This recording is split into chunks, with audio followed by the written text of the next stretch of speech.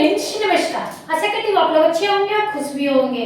BDS academy 2.0 पे रोशनी ma'am आप लोगों के लिए फिर से बीएड से संबंधित वीवीआई क्वेश्चन लेकर आ चुकी है, जिसमें आप लोगों को पढ़ाया जाएगा कोर्स 6 से यानी जेंडर स्कूल एंड सोसाइटी से, जिसमें आप लोगों को वीवीआई क्वेश्चन बताया जाएगा, फ्री मुफ्त आप लोगों को क्लास कराया जाएगा। चलिए आज हम बताने में जा रहे हैं आप लोगों को ऐसा टॉपिक जो आप लोगों को किताब में भी नहीं मिलेगा, सिर्फ आप लोगों को बीडीएस अकेडमी पर ही मिलेगा। लेकिन आप लोगों को ये क्वेश्चन बहुत ही जल्द आएगा। किसमें? तो आप लोगों का एग्जाम कब होने वाला है? तो आप लोगों का एग्जाम अप्रैल में होने वाला है। तो आप लोगों को अप्रैल 2026 में आप लोगों का ये क्वेश्चन आने वाला है। तो इसलिए मैं आप लोगों को बोलती हूँ कि आप लोग इस क्वेश्चन को जरूर ही रख ले या याद कर ले।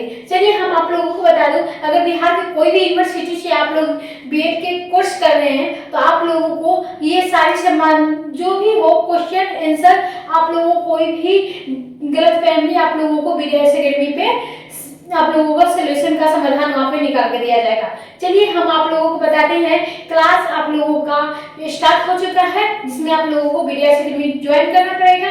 अगर आप लोगों को क्लास में कोई भी पीडीएफ लेनी हो, अगर आप लोग क्लास देखते हो तो कोई बात नहीं, पीडीएफ लेना है तो आप लोगों को टेलीग्राम ज्वाइन करना पड़ेगा। अगर आप लोग फ्री में मुफ्त में क्लास करना चाहते हैं तो आप लोगों को बीडीएस अकेडमी 2.0 पर पढ़ाया जाएगा। चलिए हम लोग स्टार्ट करते हैं और बताते हैं यूनिट 1 से, यानी आज आप लोगों का क्लास यूनिट 1 है, क्लास आप लोगों का 11वां है यानी 11 है। चलिए हम आप लोगों को बता दूं, सेशन जिनका भी है 26 से 28, 25 से 27, इन सारे विद्यार्थियों के लिए आज मैं बीएड में फ्री क्लास लेकर आ चुकी है। चलिए हम लोग चलते हैं किस पे? तो हम लोग चलते हैं क्वेश्चन पे।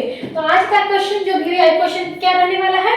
तो रहने वाला है आप लोगों के सामने, तो आप लोगों का पहला क्वेश्चन यानी कौन सा है? तो आप लोगों का पहला क्वेश्चन जो जेंडर स्कूल एंड सोसाइटी से है, लिंग विद्यालय एवं समाज से है, जो आप लोगों को यूनिट नंबर 1 से बतलाया जाएगा। और क्वेश्चन क्या रहने वाली है? तो क्वेश्चन रहने वाली है जेंडर पहचान को निर्मित करने के लिए परिवार, विद्यालय और औपचारिक संस्थाओं की भूमिका पर चर्चा करें। किस किस पे चर्चा आज होने वाली है? तो हमारे परिवार, विद्यालय और औपचारिक संस्थाओं पर चर्चा आज होने वाली है, यानी वितरण कहे तो, भूमिका कहे तो या परिचय कहे तो।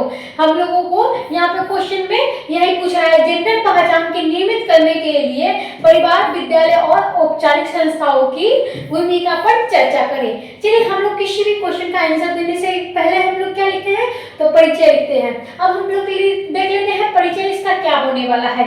तो परिचय आप लोगों के सामने प्रस्तुत की जा रही है। अगर आप लोगों ने अभी तक हमारे क्लास को ज्वाइन नहीं किया तो क्लास को ज्वाइन कीजिए, क्लास को लाइक कीजिए और कमेंट कीजिए। आप लोगों को कोई भी क्वेश्चन पूछनी है आप लोग यहाँ पर पूछ सकते हो, यहाँ पे पूछने की भी पैसे नहीं लग रही हैं, तो आप लोग पूछ सकते हो। कोई भी क्वेश्चन हो आप लोगों को बढ़िया तरीके से पूछ लीजिएगा। चलिए यहाँ पे परिचय में क्या डालेंगे? तो पहचान व्यक्ति की वह आंतरिक अनुभूति है जिसके माध्यम से हुआ स्वयं को पुरुष, ट्रांसजेंडर या स्त्री के किसी अन्य के रूप में समझाता है और अभिव्यक्त करता है। क्या करता है?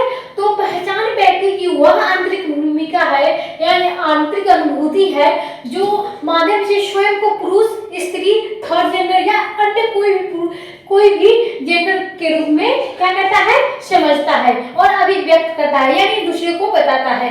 जेंडर केवल जैविक लिंग तक सीमित नहीं है, बल्कि यह सामाजिक, संस्कृति, मनोवैज्ञानिक एवं शैक्षिक प्रक्रिया से निर्मित होता है। किस किस से नहीं होती है? तो जैविक लिंग सीमित नहीं, बल्कि यह सामाजिक, संस्कृति, मनोवैज्ञानिक एवं शैक्षिक प्रक्रिया से निर्मित होता है। व्यक्ति के जन्म के साथ ही समाज उसके लिए कुछ अपेक्षाएं भूमिका क्या करता है? तो जन्म व्यक्ति के जन्म के साथ ही समाज उसके कुछ अपेक्षाएं भूमिका और भूमिका और क्या होती है? तो और होती है व्यवहार चेक कर देता है, यानी व्यवहार जो होता है वो कर देता है कि स्त्री के क्या काम है, पुरुष के क्या काम है और थर्ड जेंडर के क्या काम है। चलिए पहले आप लोगों को सामने अगला जो है परिचय में आप लोगों को और भी जाननी है। चलिए हम लोग परिचय में और कुछ जान लेते हैं। तो धीरे धीरे उसकी जेंडर पहचान को आकार देती है। इस प्रक्रिया के परिवार, विद्यालय एवं विभिन्न औपचारिक संस्थाओं महत्वपूर्ण भूमिका निभाती है। क्या करती है? तो इस प्रक्रिया में भूमिका जो है, इस प्रक्रिया में परिवार और विद्यालय एवं विभिन्न औपचारिक जो है संस्थाएं महत्वपूर्ण भूमिका निभाती है। अब हम लोग चलते हैं क्या, तो हम लोग आप लोगों को बता दिया है कि हम लोग अब परिचय जान चुके हैं। अब हम लोग क्या जानेंगे, अब हम लोग जानेंगे परिभाषा। यानी परिभाषा क्या है, जेंडर पहचान से असमान व्यक्ति की उसे आत्मधारक से जिसके माध्यम से जुड़ा हुआ स्वयं को किसी विशेष जेंडर के जोड़ता है, तो क्या जोड़ता है, या पहचान सामाजिक अनुभव पोषण, शिक्षा, संस्कृति, परंपरा तथा संस्थागत प्रभाव से विकसित करता है, तो क्या कहलाता है, तो जेंडर का पहचान कहलाता है। हम लोग एक बार और जान लेते हैं जेंडर की पहचान किस प्रकार होती है। तो जेंडर पहचान से असमान यानी असमान व्यक्ति को भी उसे आत्मधारण से जिसके माध्यम से वह स्वयं को किसी विशेष जेंडर के जोड़ता है। यह पहचान सामाजिक अनुभवों से क्या करता है, पोषण, शिक्षा, परंपराएं और तथा संस्थागत प्रभावों से विकसित होता है। क्या होता है, तो पोषण, शिक्षा, संस्कृति, परंपराओं तथा संस्थागत प्रभावों से विकसित करता है। अब हम लोग जानेंगे परिचय। यानी परिचय हम लोग जान चुके हैं, परिभाषा भी जान चुके हैं, लेकिन आप लोगों को बता दिया जाए कि आप लोग एक क्वेश्चन को 2-4 परिभाषा याद कर लीजिएगा, रख लीजिएगा, जो भी करना है आप लोगों को कर लीजिएगा। लेकिन विद्वानों के साथ यानी जो भी है आप लोगों को परिभाषा अगर लिखेंगे एक क्वेश्चन का 2-3 तो बढ़िया लगेगा कॉपी देखने में, और चेक करने वालों को भी पता चलेगा कि बच्चे ने जम के तैयारी की है। इसलिए मैं आप लोगों को बीटीएस अकेडमी 2.0 पे आप लोगों को हर एक क्वेश्चन को 2-3 परिभाषा दिया जाता है। यानी आप लोगों को 2-3 परिभाषा याद करनी है। अब हम लोग क्या जानेंगे, तो हम लोग जानेंगे सरल शब्दों में भाषा। क्या, तो जेंडर पहचान वह तरीका है जिस व्यक्ति यह महसूस करता है कि वह कौन है और समाज में उसे किस प्रकार के व्यवहार की अपेक्षा की जाती है। यानी क्या कहती है, तो सरल भाषा में हम लोग पढ़ेंगे क्या, तो जेंडर वह पहचान है, जेंडर पहचान वह तरीका है जिस व्यक्ति यह महसूस करता है कि वह कौन सा समाज में उसे कौन से प्रकार व्यवहार की अपेक्षा की जाती है। अब हम लोग जान चुके हैं कि सरल शब्दों में हमें विद्यालय, औपचारिक और समाज में किस प्रकार से रहनी है। अब हम लोग क्या जानेंगे, तो अब हम लोग जानेंगे क्या, पहचान, जेंडर पहचान के निर्माण में परिवार की क्या भूमिका होती है। यानी लिंग के निर्माण, लिंग पहचान के निर्माण में परिवार की क्या भूमिका होती है। अभी तक आप लोगों ने क्लास को ज्वाइन नहीं किया तो जल्दी जल्दी क्लास को ज्वाइन कीजिएगा, और आप लोगों को ये क्वेश्चन क्लास छूट जाएगा तो आप लोगों को पीरियड फर्स्ट ईयर में जो भी क्वेश्चन आने वाले हैं वो छूट सकता है। इसीलिए आप लोग हमारे चैनल को सब्सक्राइब कीजिएगा, वीडियो को लाइक कीजिएगा, और जो भी आप लोगों को क्लास में कमेंट करना है आप लोग करिएगा। आप लोगों को कोई भी क्वेश्चन का पूछना है, सॉल्व करना है, आप लोग यहाँ पे कमेंट कीजिए। चलिए हम लोग क्या जानेंगे, तो अब हम लोग जानेंगे जेंडर पहचान के निर्माण में परिवार की भूमिका। परिवार व्यक्ति का प्रथम सामाजिक की कारण संस्थान में होता है। जन्म के बाद सबसे पहला बच्चा परिवार के संपर्क में आता है। क्या आता है, तो परिवार के संपर्क में आता है कौन, तो पहला बच्चा, दूसरा बच्चा, सभी बच्चे परिवार के संपर्क में ही आते हैं। इसीलिए कहा जाता है कि बच्चे का पहला विद्यालय कौन है, तो उसका घर है, वही उसकी जेंडर संबंधित समझ विकसित होने लगती है। क्या होने लगती है, तो परिवार की व्यक्ति में प्रथम सामाजिक के कारण संस्थान होता है। जो जन्म के बाद सबसे पहले बच्चे परिवार के संपर्क में आते हैं और वहीं से उसकी जेंडर संबंधित समझ विकसित होने लगती है। आप लोग जान चुके हैं, तो पहला पॉइंट आप लोग इसके बारे में जानेंगे क्या, तो इसके बारे में आप लोग जानेंगे पालन, पोषण और व्यवहार। यानी पालन, पोषण, व्यवहार क्या आ जाता है, तो हमारे जेंडर पहचान के परिवार की भूमिका में आ जाता है पहला पॉइंट जो पालन, पोषण और व्यवहार से संबंधित है। तो क्या है इसके बारे में हम लोग जानेंगे, तो परिवार में लड़के और लड़कियां के साथ अलग अलग व्यवहार किया जाता है, और जैसे लड़के की मजबूत, साहसी और आत्मनिर्भर बनाने की शिक्षा दी जाती है। क्या होता है, तो लड़के को हमारे परिवार में क्या किया जाता है, तो पालन पोषण और व्यवहार से भी अलग कर दिया जाता है। यानी लड़की को खूब खिलाया पिलाया जाता है और वहीं पे लड़की को टोक टाक किया जाता है, यानी रोक दिया जाता है कि ज्यादा नहीं खाओ। लड़की को आप लोगों को क्या, तो लड़की को शिक्षा में भी रुकावट होती है और यहाँ पे लड़के को मजबूत और साहसी और सहनशील बनाया जाता है, यानी आत्मनिर्भर बनाया जाता है और शिक्षा भी दी जाती है। जब लड़की, यानी हम लोग यहाँ पे आगे चलते हैं, लड़की के बारे में पढ़ते हैं, जो हमारे घर में भूमिका किस प्रकार होती है लड़कियों की। तो यहाँ पे जो शिक्षा दी जाती है, जबकि लड़कियों को आज्ञाकारी संस्था और घरेलू कार्यों में निपुण बनने के लिए प्रेरित किया जाता है। यह भेदभाव जेंडर पहचान की प्रभावित करता है। क्या करता है, तो ये जो है भेदभाव जेंडर पहचान को विकसित करता है, प्रभावित करता है।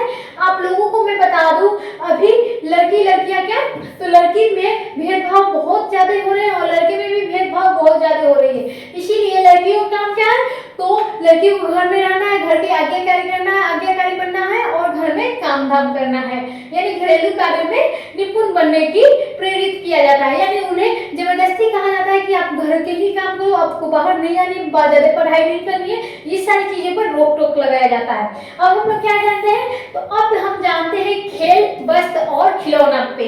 तो खेल, वस्त्र और खिलौना पे क्या भेदभाव किया जाता है लड़की और लड़कियों में, तो लड़के की गाड़ी, बंदूक, गेंद जैसे खिलौनों देते हैं और लड़कियां की क्या, तो गुड़िया, रसोई घर के खिलौने दिए जाते हैं।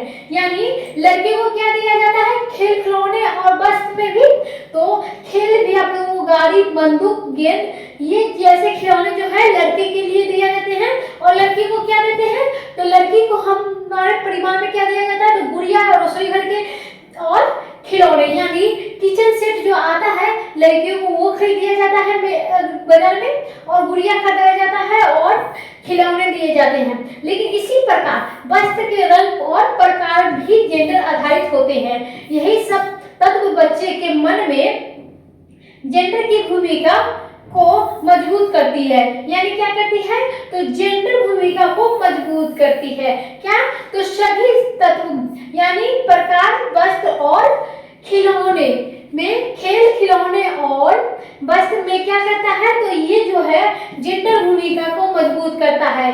यानी जो लड़कों को मिल रही है वो लड़कियों को भी देना चाहिए। ऐसा नहीं कि लड़की ही है तो लड़की ही रसोई घर का सामान यानी किचन सेट का यूज करेगी, ऐसा नहीं कि लड़का नहीं कर सकते, लड़के भी कर सकते हैं। ये जो सामाजिक है ये हमारे समाज पे नहीं, ये हमारे परिवार पे डिपेंड करती है कि हमें क्या लड़कियों को देना चाहिए और क्या नहीं। ऐसा नहीं कि हमारे जो भी लड़का लड़की दोनों के लिए बराबर होनी चाहिए। अब हम लोग चलते हैं अगला पॉइंट 3 पे, यानी पारिवारिक जो अपेक्षाएं होती है वो किस प्रकार होती है।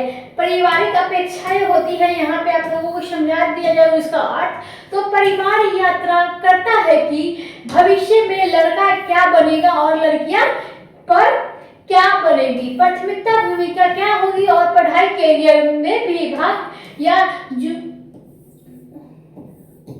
यहाँ पे आप लोगों को हो जाएगा रूढ़ियों अपेक्षा भी जेंडर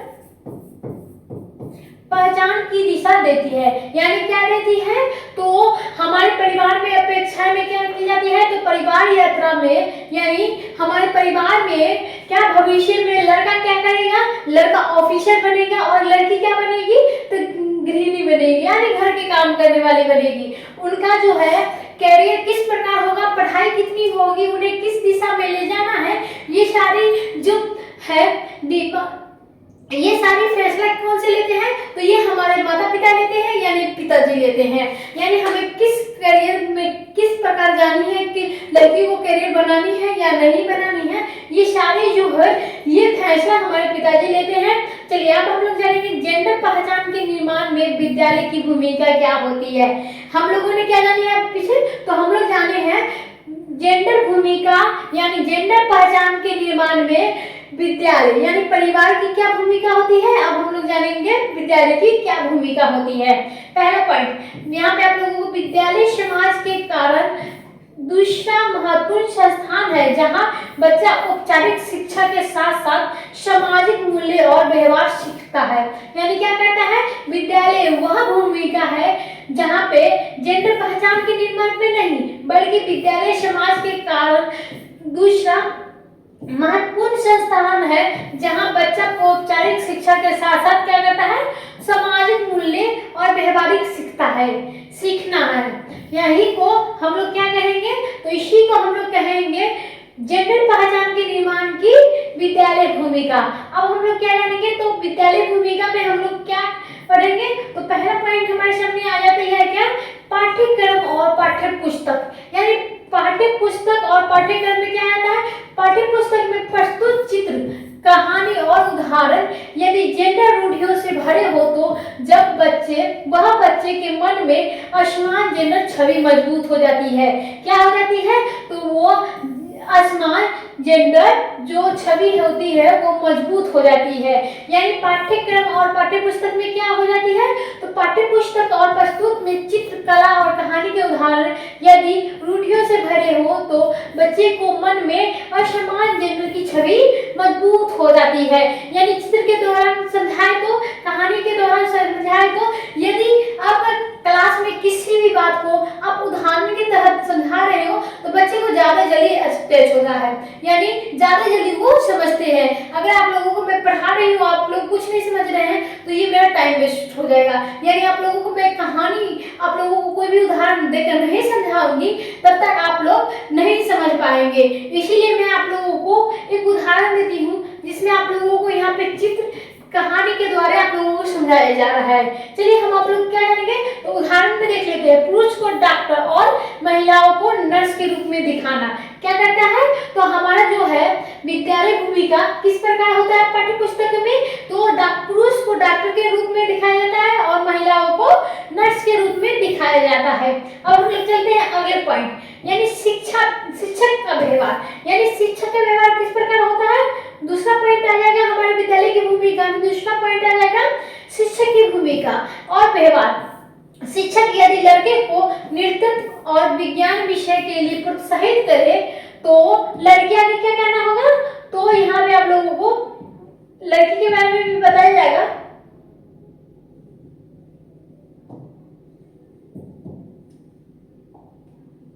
यहाँ पे आप लोगों को लड़की के बारे में भी बताया जाएगा। आप लोग लड़के के बारे में जान चुके हैं, यहाँ पे आप लोगों को लड़की के बारे में बताया जाएगा। चलिए, ये तथा लड़की को कला और घरेलू विषयों तक सीमित रखे तो यह जेंडर भेद का बढ़ावा देता है और समान अवसर को, समान व्यवहार और सकारात्मक जेंडर पहचान को विकसित करता है। यानी किसका विकसित करता है, तो सकारात्मक जेंडर पहचान को विकसित करता है। क्यों हमारे लड़के में और लड़कियों में भेदभाव होती है, इसलिए लड़कियों को क्या करना है, तो लड़कियों को कला, घरेलू विषय तक सीमित रखना है और लड़के को क्या करना है, तो लड़की को शिक्षक, नृत्य और विज्ञान विषयों में प्रोत्साहित करना है। यानी यहाँ पे हमारा भेदभाव आ गया है, इसीलिए आप लोगों को क्या होता है, सकारात्मक जेंडर को जो पहचान हो वो विकसित हो जाती है। अब अगला पॉइंट हम लोग क्या जानेंगे, तो तीसरा पॉइंट सहपाठी समूह। यानी सहपाठी समूह क्या होता है, विद्यालय में सहपाठी के बीच बातचीत, मजाक और समूह व्यवहार के जेंडर पहचान को प्रभावित करता है और जेंडर आधारित ताने या प्रशंसा को बीच बातचीत को आत्म छवि को प्रभावित करता है। यानी क्या, बातचीत को आत्म छवि में प्रभावित करता है। चलिए आप लोग क्या करने हैं, सहपाठी में क्या आप लोगों को पढ़नी है, तो विद्यालय में सहपाठियों के बीच बातचीत, मजाक और समूह व्यवहार की जेंडर पहचान को प्रभावित करता है और जेंडर आधारित ताने या प्रशंसा को बच्चे की आत्म छवि को प्रभावित करता है। आप लोग जान चुके हैं। तीसरा पॉइंट, आप लोगों ने अभी तक क्लास को ज्वाइन नहीं किया तो जल्दी जाइए क्लास को ज्वाइन कीजिए, ताकि आप लोगों का और क्लास लेट ना हो। आप लोग जितनी जल्दी क्लास को ज्वाइन कीजिए, जितने जल्दी आप लोग नोटिफिकेशन को लाइक, शेयर, कमेंट कीजिएगा, तब तक आप लोगों को नहीं पहुंच पाएगा, आप लोगों का क्लास लेट भी हो सकता है। इसीलिए मैं आप लोगों को कहती हूँ कि आप लोग जाइए, बेल आइकन को दबाइए, सब्सक्राइब बटन को दबाइए। आप लोगों को कोई भी अपलोड वीडियो होगा आप लोगों को नोटिफिकेशन तुरंत जाएगा, आप लोग तुरंत ही क्लास को ज्वाइन कर सकते हैं। चलिए अब हम लोग क्या जानेंगे, तो अब हम लोग क्या जानेंगे, यहाँ पे जेंडर संस्थाओं की भूमिका औपचारिक संस्थाओं जैसे क्या है, तो हम लोग क्या जानेंगे, जेंडर पहचान निर्माण में औपचारिक संस्थाओं की भूमिका किस प्रकार होती है। तो किस प्रकार होती है औपचारिक संस्था में, जैसे राज्य, मीडिया, धार्मिक संस्थाएं, कानून एवं शिक्षा व्यवस्था समाज में जेंडर मान्यता को व्यापक रूप से प्रभावित करता है। क्या करता है, तो व्यापक रूप से प्रभावित करता है किसका, तो राज्य, मीडिया, धार्मिक संस्थाएं और कानून शिक्षा व्यवस्था समाज में क्या जेंडर में मान्यता जो होता है वो व्यापक रूप से क्या करता है, प्रभावित करता है। यानी हमें औपचारिक जो है संस्थाओं में क्या पढ़ना है, तो पहला पॉइंट क्या पढ़ना है, तो मीडिया यानी टीवी, फिल्म, सोशल मीडिया और विज्ञापन जेंडर भूमिका को प्रस्तुत करते हैं। यदि मीडिया में महिलाओं को कमजोर और पुरुषों को शक्तिशाली दिखाया जाता तो यह समझ में इस प्रकार को जेंडर के पहचान को बढ़ावा देता। यानी क्या करता, तो हमें फिल्म, टीवी, सोशल मीडिया और विज्ञापन जेंडर भूमिका में अगर स्त्रियों को क्या करता है, प्रस्तुत करते हैं, तो यदि मीडिया में महिलाओं को क्या कमजोर और पुरुषों को शक्तिशाली दिखाया जाता तो क्या होता, हमारा मीडिया क्या होता, तो हमारा जो है जेंडर पहचान वो बढ़ावा देता, यानी स्त्री और पुरुषों में भेदभाव करता। अब हम अगला पॉइंट क्या जानेंगे, दूसरा पॉइंट आ जाएगा धार्मिक एवं संस्कृति संस्थाएं। धार्मिक एवं संस्कृति संस्थाएं धार्मिक ग्रंथों और परंपराओं में निर्धारित स्त्री पुरुष भूमिका एक जेंडर पहचान को प्रभावित करती है। कई बार यहाँ संस्थाएं जैसे जेंडर को भी समानता को वैधता प्रदान करती है। क्या करती है, धार्मिक एवं संस्कृति संस्थाओं में क्या होती है, तो धार्मिक ग्रंथों में पहचान के धार्मिक ग्रंथों और परंपराओं में निर्धारित स्त्री पुरुष भूमिका एक जेंडर पहचान को प्रभावित करती है। कई बार यह संस्थाएं जेंडर और समानता को वैधता प्रदान करती है। अब हम लोग जान चुके हैं धार्मिक और संस्कृति में किस प्रकार की होती है जेंडर भेदभाव। अब हम लोग जानेंगे तीसरा पॉइंट, कानून और राज्य। यानी कानून और राज्य में क्या है पढ़ना, तो संविधान, कानून और सरकारी नीतियों में जेंडर सामान्य को बढ़ावा देकर सकारात्मक जेंडर पहचान के निर्मित सहायक हो सकती है, जैसे कि शिक्षा में समान अवसर, महिलाओं के शक्तिकरण योजना आदि। यानी क्या करता है, तो कानून में हमारे राज्य में क्या कानून चलाए, क्या क्या, तो संविधान, कानून में सरकारी नीतियां और जेंडर समानता को बढ़ावा देकर सकारात्मक जेंडर पहचान को निर्माण के सहायक हो सकती है। जैसे कि क्या क्या शिक्षा चला, तो शिक्षा में समानता ऑप्शन, शिक्षा में समान अवसर और महिलाओं के लिए क्या चलाया गया, महिला शक्तिकरण योजनाएं। आप लोगों को यहाँ पे क्या पढ़नी है, तो किस प्रकार है, तो यहाँ पे आप लोगों को समझा दिया जाए। लास्ट और अंतिम हम लोग चलते हैं डायग्राम। यानी डायग्राम क्या है, तो डायग्राम हमें जेंडर पहचान के निर्माण में क्या देखने को मिल रहा है, तो यहाँ पे देखने को क्या मिल रहा है, तो परिवार से विद्यालय, विद्यालय से सामाजिकरण और सामाजिकरण से क्या जेंडर पहचान को औपचारिक संस्थाएं हो जाती है। जो सबसे पहला स्कूल क्या होता है, हमारे परिवार होता है, उसके बाद विद्यालय में और उसके बाद सामाजिकरण में हम लोग सीखते हैं। यानी घर से सीखते हैं, उसके बाद हम लोग विद्यालय जाते हैं तब सीखते हैं, और उसके बाद हमें जो भेदभाव होता है वो समाज में किया जाता है। क्या जेंडर पहचान के औपचारिक संस्थाएं। चलिए अब हम लोग लास्ट और अंतिम बात पे चलते हैं, जिसमें आप लोगों को क्लास को ज्वाइन करना होगा, क्लास को लाइक करना होगा।